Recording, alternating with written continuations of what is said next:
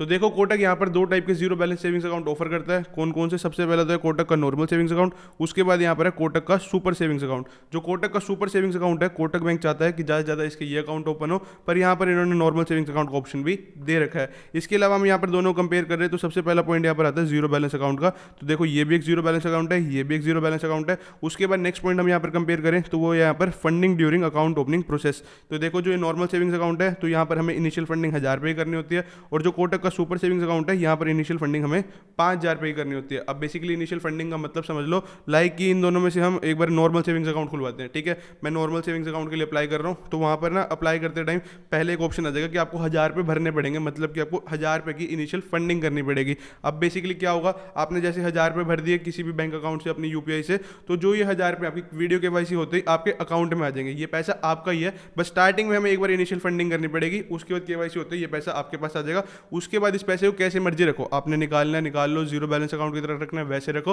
वो कंप्लीटली आपकी चॉइस है, आपकी कोई भी फालतू के चार्ज नहीं कटेंगे। बेसिकली आज के टाइम में ना हर बैंक यहाँ पर इनिशियल फंडिंग करवाता है अकाउंट खुलवाते टाइम, चाहे आप यहाँ पर इंडसइंड बैंक का अकाउंट खोलने जाओगे तब भी इनिशियल फंडिंग करनी होगी, आप एयू का अकाउंट खोलने जाएंगे तब भी इनिशियल फंडिंग करनी होगी। इन दोनों ही अकाउंट की बात करूँ तो यहाँ पर इनिशियल फंडिंग ज़्यादा है, किसी में 5000 है तो किसी में 10000 है। बट कोटक के केस में क्या है, यहाँ पर आपको जो नॉर्मल सेविंग्स अकाउंट है उसमें यहाँ पर इनिशियल फंडिंग 1000 की है, हाँ, बट अगर आप सुपर खुलवाते हो तो यहाँ पर 5000 रुपये की है, ठीक है। ये पॉइंट हमें कंपेयर कर लिया। अब इसके बाद नेक्स्ट पॉइंट यहाँ पर आता है एनुअल कैशबैक का। तो देखो यहाँ पर जो कोटक का नॉर्मल सेविंग्स अकाउंट है इसमें यहाँ पर कोई भी कैशबैक नहीं है, बट जो कोटक का यहाँ पर सुपर सेविंग्स अकाउंट है इसके अंदर यहाँ पर अप टू 6000 रुपये का कैशबैक है। अब बेसिकली इन्होंने क्या किया, इन्होंने ना क्रेडिट कार्ड वाला फीचर निकाल दिया, वो भी डेबिट कार्ड के अंदर। तो एक बार मैं इसको समझा देता हूँ कि कैशबैक किस तरीके से, एक बार फटाफट इसे देख लेते हैं। तो देखो कोटक ने यहाँ पर लिख दिया कि आपको यहाँ पर 6000 रुपये का कैशबैक मिलेगा अगर आप कोटक का सुपर सेविंग्स अकाउंट खुलवाते हो। पर ये किस पर मिलेगा, तो देखो जो डेबिट कार्ड उस अकाउंट के साथ आएगा उस पर मिलेगा। जब हम इस डेबिट कार्ड को यूज़ करेंगे, अब कहाँ पर यूज़ करेंगे, बेसिकली आप चाहे ऑनलाइन यूज़ करो चाहे ऑफलाइन किसी भी दुकान पर यूज़ करो,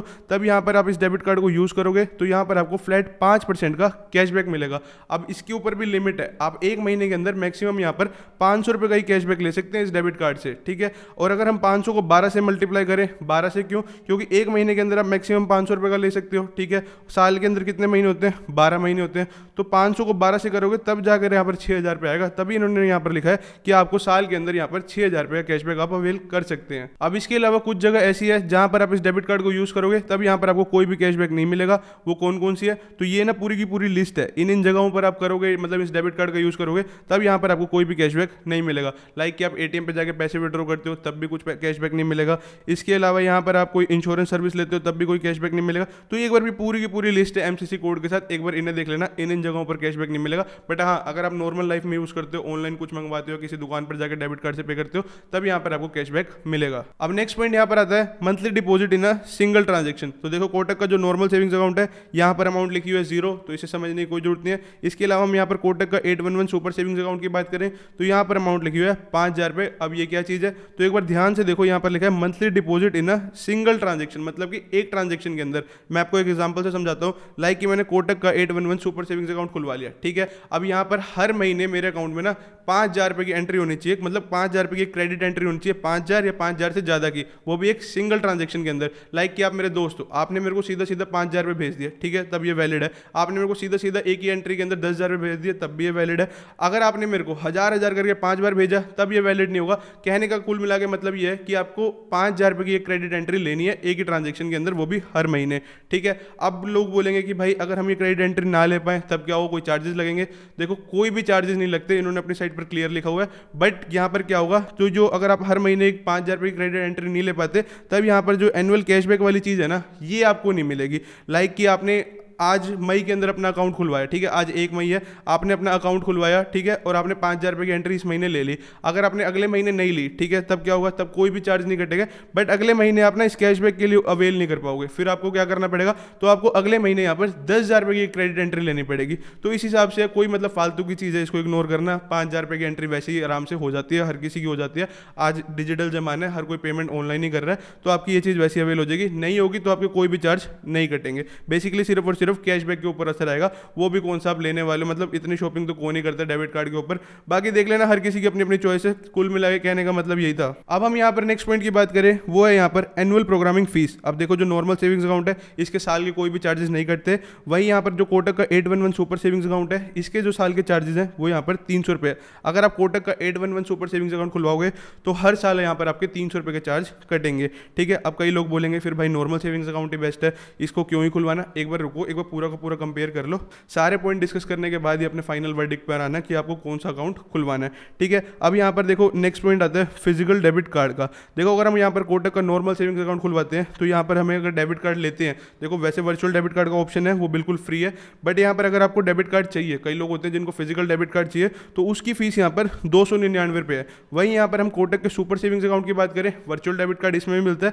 बट यहाँ पर इसके अंदर आपको फिजिकल डेबिट कार्ड भी मिलता है, वो भी वीज़ा प्लेटिनम का, जिसकी यहाँ पर कोई भी चार्जेस नहीं है। तो देखो यहाँ पर अगर हम बात करें कोटक का सुपर सेविंग अकाउंट की, तो इसके अंदर जो एनुअल चार्जेस है वो 300 रुपये है, ठीक है, बट यहाँ पर डेबिट कार्ड फ्री मिल रहा है। और वहीं यहाँ पर नॉर्मल सेविंग्स अकाउंट की बात करें, इसके यहाँ पर एनुअल चार्जेस नहीं है, बट यहाँ पर फिजिकल डेबिट कार्ड के 300 रुपये लग रहे हैं। बात वही है घुमा फिरा के, बट एक चीज़ मैं बता दूं, कोटक का नॉर्मल सेविंग्स अकाउंट उनके लिए बेस्ट है जो यहाँ पर, क्योंकि देखो साल के कोई चार्जेस देने नहीं है, बट यहाँ पर जो लोग फिजिकल डेबिट कार्ड नहीं लेते उनके लिए कोटक का नॉर्मल सेविंग्स अकाउंट बेस्ट है, जो सिर्फ वर्चुअल डेबिट कार्ड से ही अपना काम चला सकते हैं। देखो आज के टाइम पे सारी चीज़ें वर्चुअल डेबिट कार्ड से हो जाती है, आपके पास ऑनलाइन पूरा का पूरा डेबिट कार्ड आएगा, उसका नंबर होगा, वो आप ऑनलाइन उसको कहीं भी यूज़ कर सकते हैं। बट हाँ, अगर आपको एटीएम से पैसे निकलवाने हैं, वो करना है, तो यहाँ पर आपको फिजिकल डेबिट कार्ड चाहिए होगा, वो आप अपने अकॉर्डिंगली देख लेना। बट मैं यही कहूँगा जो लोग वर्चुअल डेबिट कार्ड से काम चला सकते हैं उनके लिए कोटक का नॉर्मल सेविंग्स अकाउंट बेस्ट है। एक चीज़ मैं यहाँ पर आपको बताता हूँ जो काफ़ी इंपॉर्टेंट है, देखो अगर हम कोटक का नॉर्मल सेविंग्स अकाउंट खुलवाते हैं ना, इसको हम बाद में सुपर सेविंग्स अकाउंट के अंदर कन्वर्ट भी कर सकते हैं। अगर आप जब नॉर्मल सेविंग्स अकाउंट खुलवाओगे ना, आपके पास सारा दिन ऑप्शन आएंगे, क्योंकि कोटक तो चाहता है कि उनका सुपर सेविंग्स अकाउंट ज़्यादा बिके, तो यहाँ पर आपके पास सारा टाइम ऑप्शन आएंगे कि आप इसको कन्वर्ट करवा लो, आपको ये ऑफर मिलेगा, वो मिलेगा, वो आप अपने अकॉर्डिंगली देख लेना। बस कहने का मतलब यही था कि नॉर्मल सेविंग्स अकाउंट को आप बाद में सुपर सेविंग्स अकाउंट के अंदर कन्वर्ट भी करवा सकते हैं। तो ये थे मेन पॉइंट दोनों ही अकाउंट के। उसके बाद जो कुछ बेसिक पॉइंट्स है फटाफट उन्हें भी देख लेते हैं। लाइक सबसे पहला पॉइंट यहाँ पर आता है डिजिटल फंड ट्रांसफर का, तो इसके अंदर फ्री है, इसके अंदर भी फ्री है। उसके बाद यहाँ पर वर्चुअल डेबिट कार्ड दोनों के अंदर मिलता है, इधर भी फ्री है, उधर भी फ्री है। उसके बाद यहाँ पर डेली एटीएम कैश विड्रॉल की बात करें तो आप डेली यहाँ पर जो नॉर्मल सेविंग्स अकाउंट है उसके अंदर से 25,000 रुपये निकलवा सकते हैं, और यहाँ पर जो अमाउंट है वो यहाँ पर 1 लाख रुपये की है। उसके बाद आते हैं कैश ट्रांजेक्शन लिमिट। अब बेसिकली इसका क्या मतलब हुआ, देखो आप कोई भी बैंक अकाउंट खुलवाओगे, आप बैंक के अंदर पैसा विड्रॉ या फिर डिपॉजिट करवाने जाओगे, ठीक है, तो उसका यहाँ पर मतलब ये हुआ कैश ट्रांजेक्शन लिमिट का, कि बैंक के अंदर आप पैसा डिपॉजिट या विड्रॉ करवाते हो, तो यहाँ पर ये मतलब हुआ। तो जो कोटक का नॉर्मल सेविंग्स अकाउंट है उसके अंदर लिखा हुआ है 10,000 रुपये पर मंथ, ठीक है, या फिर एक ट्रांजेक्शन। अगर मान लो कि आपने एक ट्रांजेक्शन 5,000 रुपये करवा ली, तब भी यहाँ पे आपका पूरा हो गया, या फिर आप ज़्यादा से ज़्यादा 10,000 रुपये निकलवा सकते हो। देखो अब कई लोग पूछेंगे कि भाई अगर मेरे को 10,000 से ज़्यादा डिपॉजिट करवाना हो या फिर विड्रॉ करवाना हो बैंक से, तब क्या हुआ, तब यहाँ पर चार्ज लगेगा। कितना चार्ज लगेगा, तो पर 1,000 रुपये के पीछे यहाँ पर आपके 4 रुपये का चार्ज लगेगा। लाइक कि आपने 1 लाख रुपये बैंक से निकलवाने हैं, तब यहाँ पर आपको 400 रुपये की पेनल्टी लगेगी। सिमिलर यहाँ पर अगर हम सुपर सेविंग्स अकाउंट के अंदर देखें तो यहाँ पर जो कैश ट्रांजेक्शन लिमिट है वो यहाँ पर 2 लाख रुपये पर मंथ की है। तो अगर आप 2 लाख से ज़्यादा निकलवाओगे, मान लो कि 2 लाख तक तो फ्री है, मान लो आपने 3 लाख निकलवाने, 2 लाख तक तो आपको कुछ भी नहीं लगेगा। उसके बाद अगले 1 लाख के ऊपर यहाँ पर आपके चार्जेस लगेंगे, वो कितने हैं, वही पर लाख के पीछे यहाँ पर आपके 400 रुपये कटेंगे, ठीक है, ये हो गया। उसके बाद नेक्स्ट पॉइंट यहाँ पर आता है डेडिकेटेड कस्टमर सपोर्ट का। तो यहाँ पर जो कोटक का नॉर्मल सेविंग्स अकाउंट है इसके अंदर यहाँ पर आपको कोई भी रिलेशनशिप मैनेजर नहीं मिलेगा, इसके अंदर यहाँ पर आपको मैनेजर मिल जाएगा। उसके बाद यहाँ पर हम चेकबुक की बात करें तो यहाँ पर आपको चेकबुक मिल जाएगी, बट यहाँ पर आपको रिक्वेस्ट डालनी पड़ेगी, जिसकी फीस यहाँ पर 75 रुपये है। और यहाँ पर सुपर सेविंग्स अकाउंट के अंदर आपकी वेलकम किट के अंदर ही चेकबुक आती है।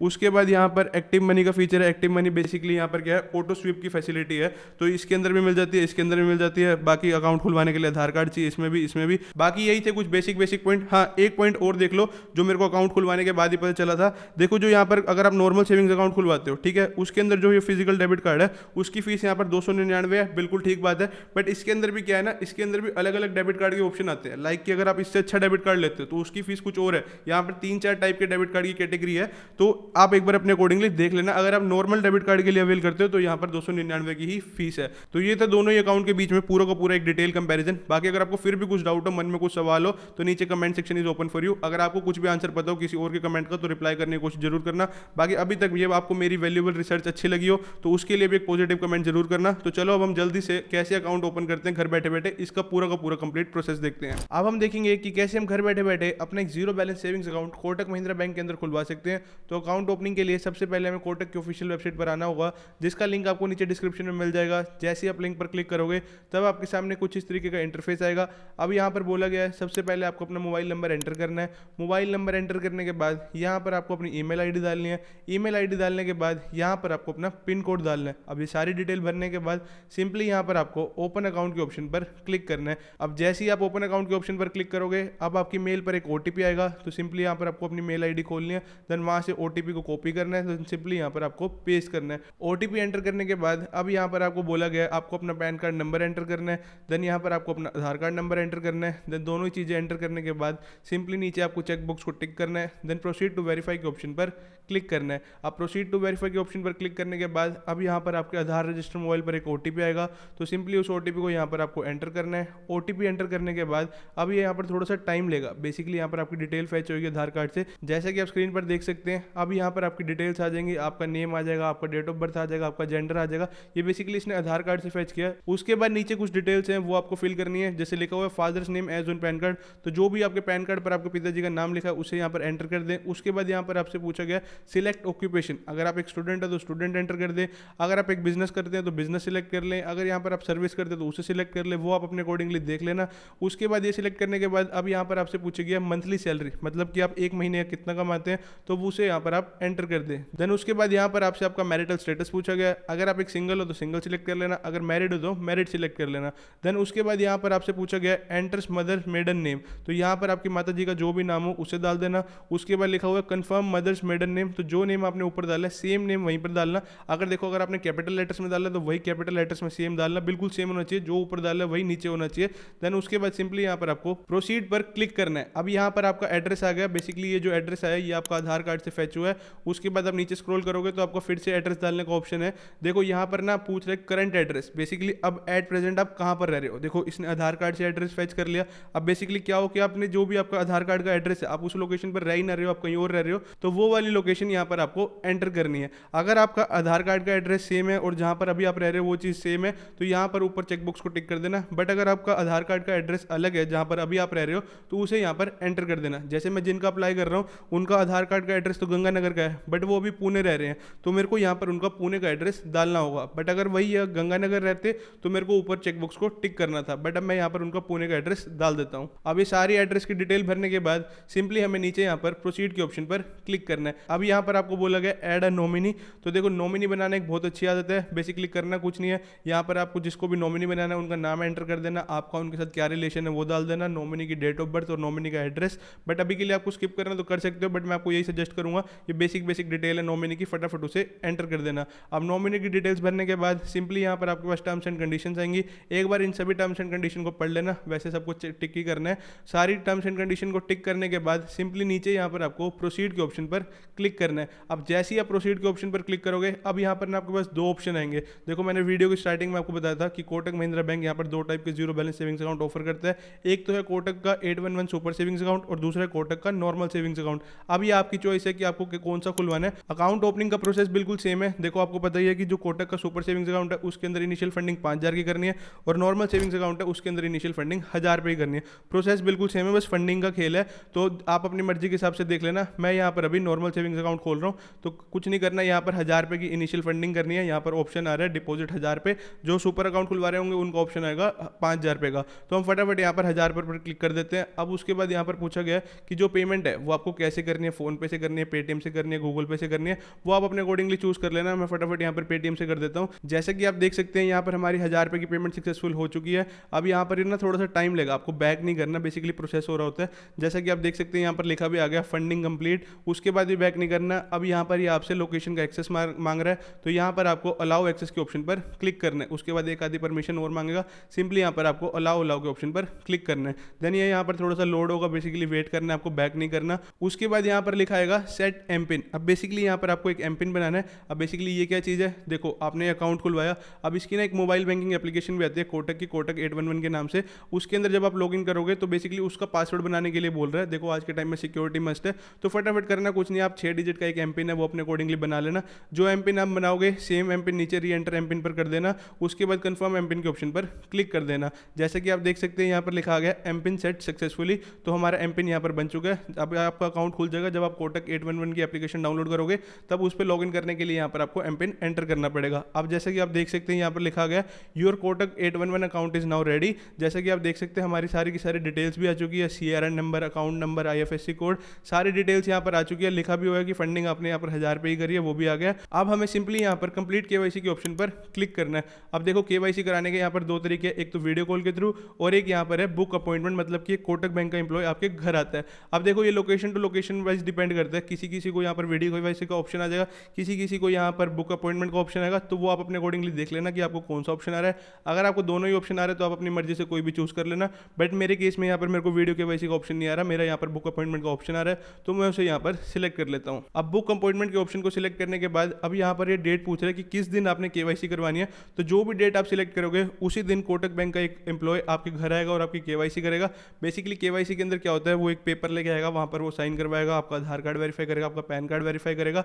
और एक चीज़ और मैं यहाँ पर बता दूँ, जब भी आप अपनी KYC करवाओगे, अगर बैंक का एजेंट घर आ रहा है तो वो आपको कुछ ना कुछ चिपकाने की कोशिश जरूर करेगा। सारे एजेंट नहीं करते बट कुछ ना कुछ करते हैं। तो वो आपको बोलेगा कि ये लोन ले लो, वो ले लो, ऐसे हमारा ऑफर चल रहा है, तो उनको थोड़ा रिजेक्ट करना, उसको बोलना बस मेरी KYC कर दे। बाकी ये पर्सन टू पर्सन डिपेंड करता है, बट मेरा आपको बताना थोड़ा मेरा फर्ज था।